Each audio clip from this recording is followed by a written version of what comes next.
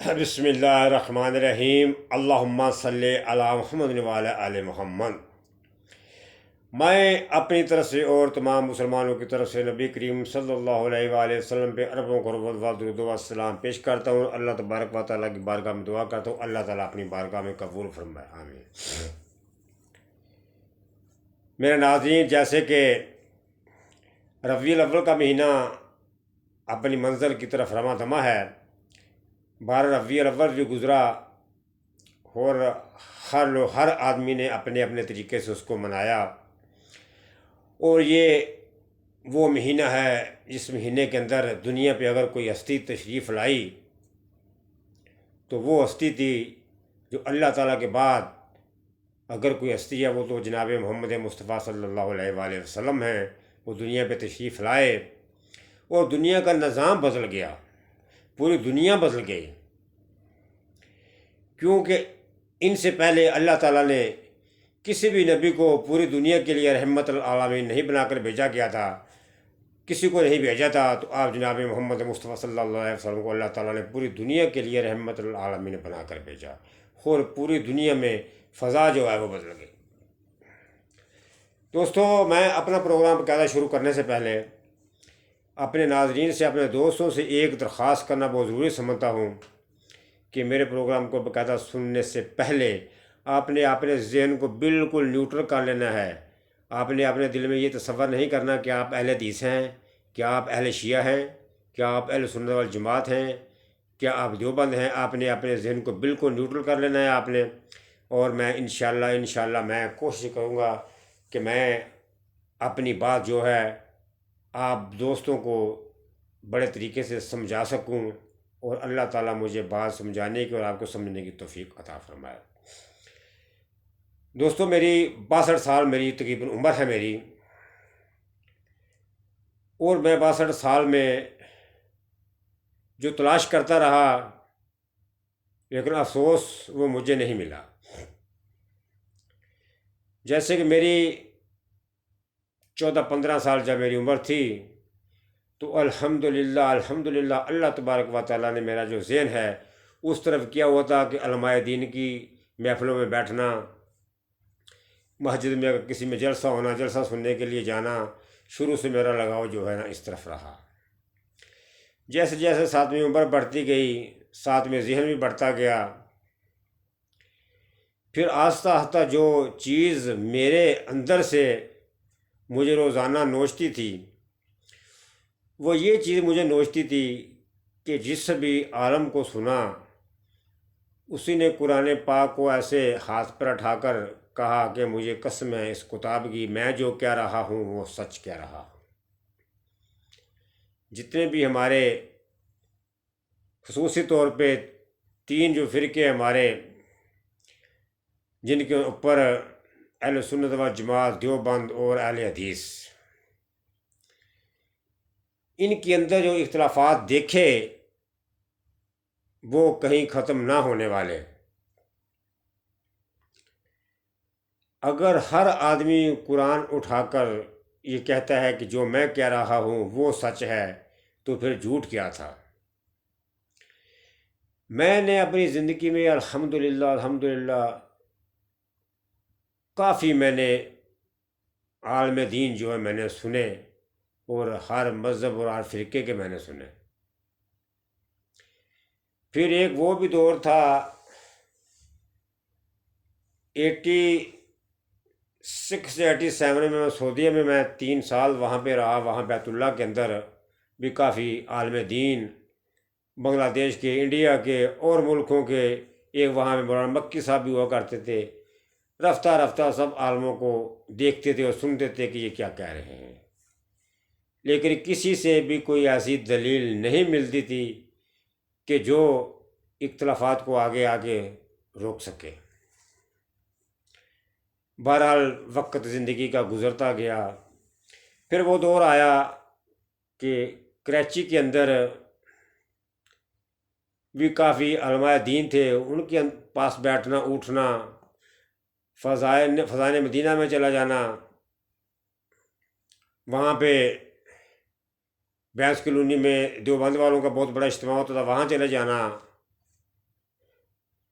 ایسے مختلف عالم دین کے پاس صرف اس لیے بیٹھنا کہ شاید ان سے کوئی ایسی چیز مل جائے کہ جہاں پہ آگے اختلافات کو بریک لگ جائے، لیکن وہ مجھے نہ مل سکے۔ ہاں، پھر میں نے اپنی زندگی میں اگر ایک تجربہ میں نے حاصل کیا، ایک جماعت کو میں نے اپنے طور پہ یہ دیکھا کہ اس جماعت نے دین کے اندر دن پہ دن وہ ترمیمیں کرتی آئی اور اضافے کرتی آئی۔ جیسے مثال کے طور پہ میں نے کہا کہ جب ہم 14-15 سال کی ہماری عمر تھی، ہم نے نہیں دیکھا تھا کہ اذان سے پہلے صلاۃ پڑھا جائے یا اذان کے بعد پڑھا جائے، لیکن ایک ایسی جماعت ہے جنہوں نے صلاۃ کو اذان کا باقاعدہ ایک حصہ بنا دیا ہے۔ جیسے میری زندگی میں ایک ایسا وقت آیا کہ میں نے ایک جگہ پہ عشاء کی اذان دی، تو ایک آدمی آیا، اس نے بڑے غصے سے مجھے کندھے سے پکڑ کر پیچھے کیا، تو میں کہ آگے کھڑا ہو کے تو اس نے صلاۃ پڑھنا شروع کر دیا کہ اس کو وہ اذان کا حصہ سمجھتے ہیں۔ حالانکہ میں الحمدللہ اس کو ہر بات کا جواب دینے پہ قادر تھا، لیکن الحمدللہ میں نے اس کو کچھ نہیں کہا، میں اس کو دیکھتا رہا۔ پھر ایک سمجھ نہیں مجھے آتی، یہ جتنے بھی اللہ کے ولی ہیں یہ برحق ولی تھے، ہم ولیوں کی کوئی شان میں گستاخی نہیں کرتے۔ یہ جو مجور ہیں جنہوں نے کہانی اور قصے بنا کے رکھے ہوئے ہیں، اللہ تعالیٰ ان کو ہدایت دے دے تو سب ٹھیک ہو سکتا ہے۔ یہ کیا جتنے بھی یہ قصے کہانیاں ولی اللہ کے سناتے ہیں، یہ کیا آج سے 200 400 سال 500 سال پہلے کی ہیں؟ اب کیوں نہیں ہیں؟ اب موضوع کیوں نہیں ہیں؟ اب کیا کیا بربادی نہیں ہوئی؟ خود بزرگوں کے مزاروں کے اوپر بمباری نہیں ہوئی؟ کیا ہمارے دیکھتے تھے چچنیا میں بربادی نہیں ہو گئی؟ فلسطین میں بربادی نہیں ہو رہی؟ کشمیر میں آبادی نہیں ہو رہی؟ اب بزرگوں کی کرامتیں کہاں ہے؟ وہ جی 65 کی جنگ میں جی وہاں پہ لاہور راوی کے اوپر ایک بزرگ بم پکڑ کے رکھتے تھے، کیا قصے کہانیاں بنا رکھی ہیں؟ اب وہ کہاں ہیں کرامتیں؟ ہاں، نیک لوگوں کے پاس بیٹھو، ان سے دعا کرانا بیٹھنا اچھی بات ہے، لیکن اگر وہ دنیا سے چلے جائیں تو تم ان سے کسی چیز کی امیدیں رکھو، یہ نامناسب ہے۔ ٹھیک ہے، اگر تم رکھتے ہو، یہ تمہارا مذہب ہے، اللہ تجھے نصیب کرے، لیکن ہم ان چیزوں کو نہیں مانتے۔ پھر ایسے میرے پاس بہت سارے کلپ میرے پاس موجود ہیں، لیکن میں پروگرام بہت لمبا ہو جاتا ہے۔ ایسے بدبخت لوگ ہیں، کہتے ہیں جی وہ مزار کا پیر گوشت پاک کے مزار کا بیت اللہ جو ہے طواف کرنے کے لیے وہاں سے چلا گیا۔ او خدا، تم لوگوں کی عقل میں کیڑے ڈالے ہو، کیسی باتیں کرتے ہو؟ پھر جتنے بھی اللہ کے ولی ہیں یہ سب اکٹھے ہو جائیں تو نبی کی ایک صحابی کے پیروں کی خاک کے برابر بھی نہیں یہ پہنچ سکتے۔ تم لوگوں نے آج تک کبھی صحابیوں کی شان کے بارے تو تم لوگوں نے کبھی ایسے باتیں نہیں کی۔ وہ بیت اللہ کبھی نبی کریم صلی اللہ علیہ وسلم کا طواف تو نہیں کرنے چلا گیا، کبھی حضرت ابو بکر کا طواف تو نہیں کرنے چلا گیا، حضرت عمر کا تو نہیں کرنے چلا گیا۔ تم لوگ باتیں کرتے ہو، لوگوں کو کس طرح سے لوگوں کو گمراہ کرتے ہیں، پتہ نہیں کہاں کہاں سے کس سے کہانیاں نے جوڑ رکھی ہیں، کہاں کہاں سے لوگوں کو کہاں کہاں کی پرانی سناتی ہیں۔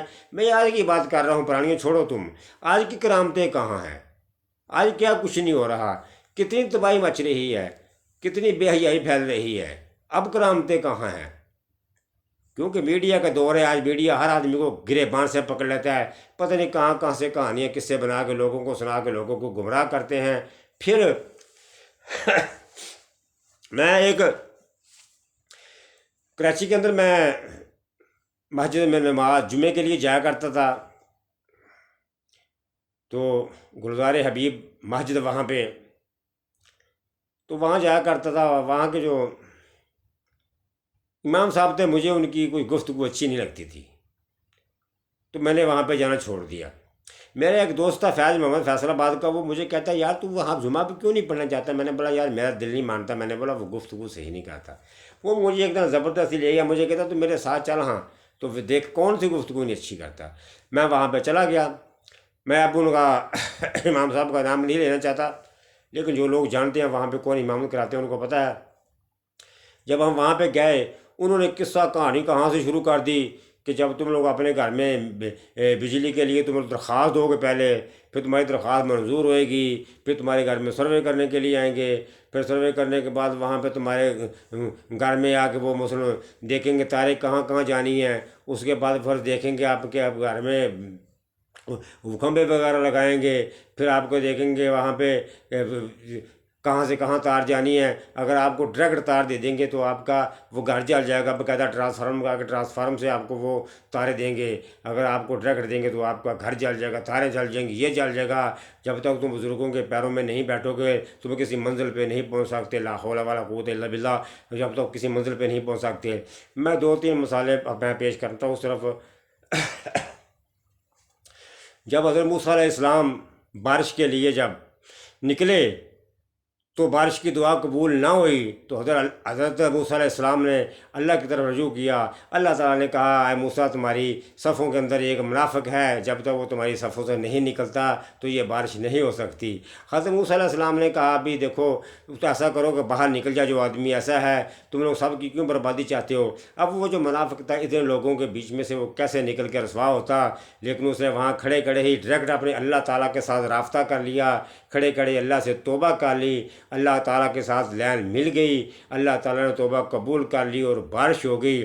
بارش ہونے کے بعد حضرت موسیٰ علیہ السلام کہتے ہیں، یا اللہ یہ کیا ماجرا، وہ میں نے آدمی دیکھا ہی نہیں، کون سا منافق تھا، کون سا آدمی باہر نکلا؟ اللہ تعالیٰ نے کہا، ہے موسیٰ یہ میرا اور میرے بندے کا رابطہ تھا، اس نے کھڑے کھڑے ہی اپنی غلطی کا اعتراف کر لیا اور میں نے اس کو معاف کر دیا۔ اور حضرت موسیٰ علیہ السلام نے کہا، یا اللہ مجھے بتاؤ تو صحیح۔ کہا، نہ یہ میرا اور میرے بندے کا واسطہ ہے، میں نے اس کو پہلے رسوا نہیں کیا، آج اس کو میں توبہ کر لیا، سیدھے راستے پر آ گیا، اس کو میں کیسے میں اس کو رسوا کر دوں؟ کہاں سیدھی ڈائریکٹ راستے، کیا کسی کو بیچ میں لیا؟ عجیب باتیں کرتے ہو، پیروں کے پہلے پیر پکڑو، کیوں پیروں کے پیر پکڑو بھائی؟ پھر حضرت یونس علیہ السلام مچھلی کے پیٹ میں کیوں گئے؟ قوم نافرمان تھی، اللہ تعالیٰ نے کہا کہ ہم ٹھیک ہے عذاب لے آئیں گے، قوم کے اوپر عذاب نازل کر دیں گے۔ ٹائم مقرر ہو گیا، جب وہ ٹائم مقرر ہونے سے پہلے ہی اس قوم نے توبہ کر لی لیکن عذاب نہ آیا تو یونس علیہ السلام پریشان، یا اللہ یہ کیا ماجرا ہے، عذاب کیوں نہیں آیا؟ اللہ تعالیٰ سے ناراض ہو کر چل پڑے، لیکن اس قوم نے ڈائریکٹ اللہ تعالیٰ کے ساتھ رابطے ملا لیے تھے، توبہ کر لی تھی۔ تو پھر اس کے بعد حضرت یونس علیہ السلام مچھلی کے پیٹ میں جاتے ہیں، لا الہ الا انت سبحانک انی کنت من الظالمین پڑھتے ہیں تو ڈائریکٹ اللہ سے رابطے کرتے ہیں۔ کہاں بیچ میں پیر آ جاتے ہیں، پیروں کے پیر پکڑو؟ لوگوں کو پتہ نہیں کس طرح یہ گمراہ کرتے ہیں، مجھے سمجھ نہیں آتی کس طرح لوگوں کو یعنی کہ یہ غیر اللہ کے آگے جھکنے کی ترکیب کرتے ہیں۔ اللہ تعالیٰ رحم کرے۔ اسی طرح انسان جو ہے نا، انسان کاش اپنی حقیقت کو سمجھے، لیکن انسان اتنا بدبخت ہے، انسان اپنی حقیقت کو نہیں سمجھتا۔ اللہ تعالیٰ، جیسے میں نے آپ کو 2-3 مثالیں میں نے آپ کو پیش کی ہیں کہ کیا کہاں کا یار یہ طریقہ، یار یہ کہاں کا یار یہ کس طرح کے پیروں کے آگے پیر پکڑو جا کے آتے ہو؟ ٹھیک ہے بزرگوں کے پاس جاؤ، ان سے سیکھو، ان کو دعا کے لیے کہو۔ جب وہ دنیا سے چلے گئے، وہ تمہارے لیے کیا، وہ اپنے لیے بھی کچھ نہیں کر سکتے۔ لیکن ہاں پھر میں جس طرح لے کے جا رہا ہوں، پھر ایک فرقہ ایسا وہ ہے فرقہ، اللہ تعالیٰ اس کو ہدایت عطا فرمائے، اس نے دین کو اٹھا کے وہ دنیا میں لے کے آیا، دین کو کہہ رہا ہے کہ دیکھو دنیا یہ کر رہی ہے، تم بھی ایسا کرو، دین کو کہہ رہا ہے۔ حالانکہ ایسا نہیں ہونا چاہیے تھا، یہ کہنا چاہیے تھا، دنیا کو اٹھا کے دین کی طرف لے کے جاتا، دیکھو یہ ہمارا دین یہ کہہ رہا ہے، ہمیں یہ کرنا چاہیے۔ لیکن وہ عقیدہ ایسا اللہ والا عقیدہ ہے، وہ دین کو اٹھا کے دنیا میں لے کے آ رہا ہے، دنیا دکھا رہا ہے۔ یعنی کہ مثال کے طور پہ وہ کہہ رہا ہے کہ دیکھو اگر تم لوگوں کے گھر میں بیٹا پیدا ہوتا ہے تو تم لوگ سالگرہ کرتے ہو، خوشیاں مناتے ہو، ڈھول ڈمکے کرتے ہو، ہمارا نبی پیدا ہو تو ہم کیوں نہ کریں؟ دنیا کو یہ نہیں بتا رہا کہ یہ دین ہمارا یہ کہہ رہا ہے، نہیں، دین کو دنیا میں لے کر آ رہا ہے۔ یار یہ کہاں کی انسانیت ہے، یار یہ کہاں کا طریقہ ہے؟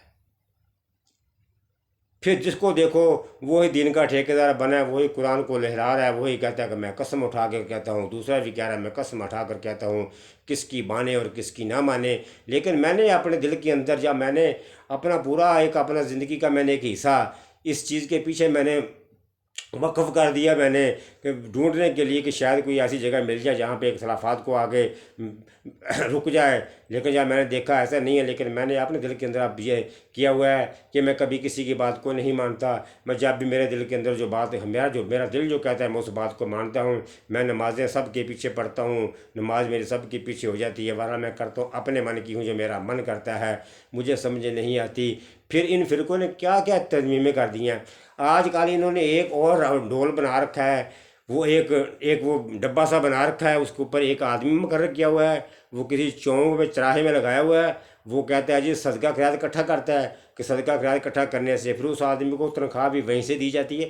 یہ کیا طریقے ہیں؟ یہ اسلام کے کہاں سے یہ طریقے تھے اسلام کے؟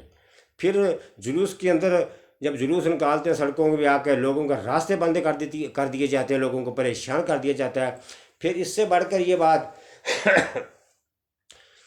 میرے اور آپ کے نبی نے فرمایا کہ میں اپنی پیدائش والے دن روزہ رکھتا ہوں۔ آپ نبی کریم صلی اللہ علیہ وسلم اپنی پیدائش کے دن روزہ رکھتے تھے۔ جب وہ روزہ رکھتے تھے تو آپ نے پھر یہ بھی فرمایا کہ عید والے دن روزہ نہیں رکھنا۔ اگر یہ لوگ کہتے ہیں کہ یہ عید سے بڑھ کے عید تھی تو آپ نے فرمایا عید والے دن روزہ نہیں رکھنا، لیکن نبی کریم صلی اللہ علیہ وسلم روزہ رکھتے تھے۔ پھر دوسرے پہلو کی طرف آ جاؤ، چلو اگر مان لیا یوں ہی ہے، اچھا پھر یہ لوگ اس دن جس دن نبی کریم صلی اللہ علیہ وسلم کی پیدائش تھی آپ روزہ رکھتے تھے، تو یہ اس دن کیا کرتے ہیں، صبح سے ہی مٹھائیاں بانٹنی شروع کر دیتے ہیں، دیگیں پکانی شروع کر دیتے ہیں۔ پھر ان مولویوں کے کھانوں کے طریقے دیکھا کرو، پھر یہ کس طریقے سے بانٹتے ہو، کس طریقے سے کھاتے ہیں۔ ان سے یہ پوچھا جائے اس دن آپ سرکار دو عالم تو جناب محمد مصطفیٰ صلی اللہ علیہ وسلم روزہ رکھتے تھے، تم لوگوں کو روزہ کہاں پہ گیا؟ تم لوگوں کی نبی کے ساتھ محبت کہاں پہ گئی؟ تم لوگوں نے نبی کی سنت کے اوپر کتنا کا عمل کیا؟ ہر طرف تم لوگ الٹے طریقے لوگوں کو بتاتے ہو، کیوں بتاتے ہو تم لوگوں کو اس طریقے؟ ہمیں نہیں سمجھ آتی، ہم لوگوں کس طرح سے لوگوں کو سمجھائیں۔ پھر اللہ تبارک و تعالیٰ کہتا ہے کہ بندے میں تیری شارع کے قریب ہوں، تو مجھے یاد تو کر، تو مجھے پکار تو صحیح، میں تو تمہاری شارع کے قریب ہوں۔ اللہ تعالیٰ کے ساتھ ملنے کے لیے بیچ میں کسی کی ضرورت نہیں ہے۔ اللہ تعالیٰ سے جب ڈائریکٹ رابطہ کرو گے تو اللہ تبارک و تعالیٰ کہتا ہے کہ میں تمہاری شارع کے قریب ہوں۔ اگر تم کہو کہ تم جا کے پرانے اس بزرگ کے جا کے پاؤں پکڑو، اس کے جا کے ہاتھ چومو، اس کا جا کے ماتھا چومو، نہیں یہ بالکل غلط ہے، میں تو نہیں مانتا ہوں، اور ساری دنیا مانے بہرحال میں نہیں مانتا۔ مجھے نہیں سمجھ آتی کہ یہ لوگوں کو کیوں راستے غلط بتائے جاتے ہیں۔ ہر آدمی کا اپنا اپنا ایک عقیدہ ہے، ہر آدمی اپنے اپنے عقیدے کے اوپر قائم ہے، کیوں لوگوں کو صحیح راستے نہیں بتاتے؟ بس ہر آدمی کہتا ہے کہ جو کہہ رہا ہوں کہ جو کہہ رہا ہوں میں ہی صحیح کہہ رہا ہوں۔ سب سے بڑھ کر تو یہ بات ہے کہ لوگوں کو کس طرح سے بتایا جاتا ہے۔ اب کرامتیں کہاں گئی ہیں ان بزرگوں کی؟ 4 5 6 سال کے بعد کرامتیں بتا رہے ہو، اب کی کرامتیں ان کو کہاں گئی ہیں؟ کیا کوئی ملک کے اندر، دنیا کے اندر تباہی مسلمانوں کی نہیں مچ گئی؟ اس کے لیے بھی آپ لوگ بڑے بڑے عجیب آپ لوگ سوال اور جواب ڈھونڈ لو گے۔